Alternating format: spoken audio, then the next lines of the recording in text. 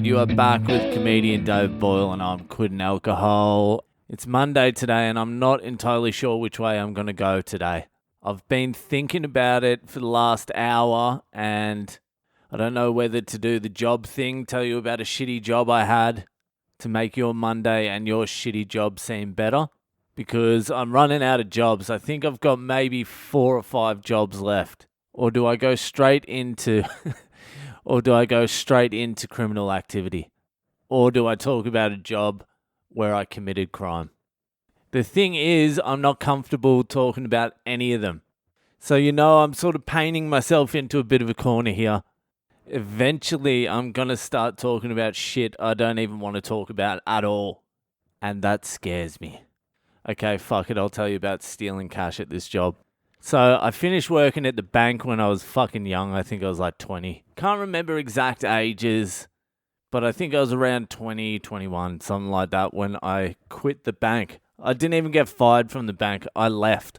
I really only just quit because I was about to get fired.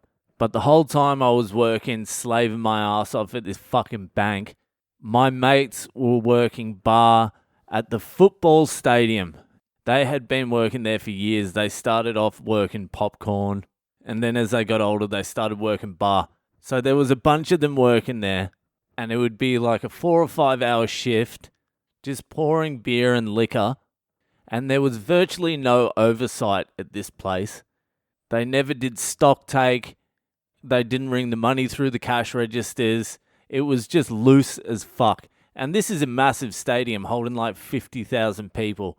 And when you had a big footy game, it would be filled and these bars would just be churning over money. So while I was working at the bank, these dudes were working there. And I think one of them stole $50 at one point, and then the others followed. Everyone started stealing $50 a shift. And then it went up to 100. Then it went up to 150. Then 180. Then 200. By the time I entered the scene, they were stealing about $300 each a shift. Just completely black money. Money that's just completely disappearing into the ether. Because all the beer kegs were connected in one room. So you couldn't do the stock take for each bar. There was like 60 bars. And the cash registers were always fucking out. So you would count the money at the end of the day and the cash register would say you've taken in $5,000. But you would have like fucking 10 grand in cash. That's later on. That's way later on. At the start, when I entered the scene, everyone was still frontlining. We called it frontlining back then because later on we became supervisors and the whole thing got a hell of a lot easier.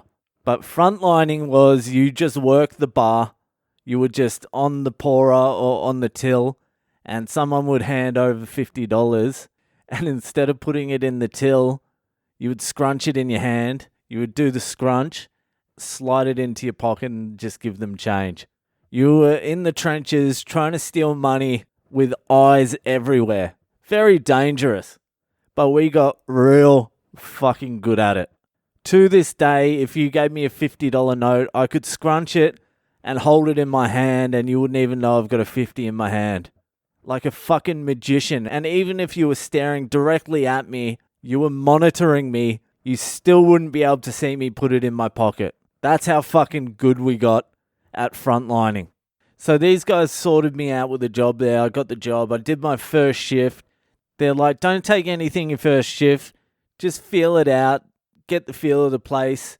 And then just ease yourself into it. I remember my first shift as well. I'm like, yeah, I'm not going to fucking steal anything today. It's too fucking risky. It's my first fucking day on the job. I'm not going to take anything. So I just worked. I worked for a couple of hours. Then one of my mates came around to see me. He's like, have you got anything? I'm like, no, I'm not going to take anything today. I'm like, you? He's like, yeah, I've got $250, man. I'm like, oh, this son of a bitch. This would also lead to the eventual downfall, by the way. Jealousy and greed. So when he came around and told me that, I'm like, fuck it. I'm just going to start stealing. So I just started putting 50s in my pocket. That very first shift, my first shift at this fucking job, I took $300. I'm like, this is too good to be true. Because once you walked out, it's really untraceable money. to bust you, they would have to catch you on the spot, putting it in your pocket. And even then, I saw people get busted by management, and they called the police, and the police came, and the dude just denied it. He's like, no, it's my money. And he just denied it to the end, and the police couldn't do anything. They didn't charge him. They didn't do shit. Because even if they go back to the registers and go, where's that $100? They do the totals of the register, and the register's out by like $2,000, either under or over. So they can't be like, no, that 100 was here. Let me just say, that was the very first shift, and I think the whole operation lasted about 5 years. It close to ruined my fucking life, the whole thing. It taught me that money is not going to fill that void, especially black money.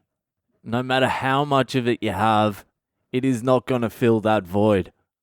I eventually pulled out before everyone else because my soul was getting destroyed. I was drinking like a maniac. I had all this disposable money. I wasn't working. I was doing like a few of those a week or 2 every 2 weeks, and that was enough to get me through full-time drinking, overseas holidays, the works. To be honest with you, it was just getting completely out of control. There was too many of us doing it, plus everyone was stealing from these places as well. Not just my friends, everyone.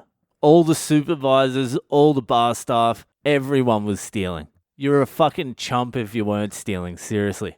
It was getting completely out of control, and I just sat back one day and I fucking looked at myself. I'm like, I've been doing this for so long now. I've got money, I've traveled the world, and I feel like I'm hollow. Why am I fucking hollow? And it's because I hadn't done anything. I'd just been a fraud for 5 years. I did nothing. And then after that day, I just never went back, and I started comedy, and it was the worst decision I ever made in my entire life. I would go back to having that money any day of the week. I crave feeling like a fraud. All right, that's enough from me tonight. That's definitely enough. I probably said too fucking much anyway.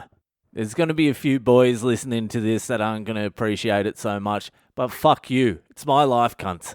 Okay, add me on social media. I'm Boyle Comedy on Instagram, Facebook, and Twitter. Send me in some stories for Fucked Up Friday. I'm remembering to ask this week, so send in some fucking stories. If you're enjoying the podcast, rate, review, subscribe, and tell your friends about it, and I'll see you the fuck later.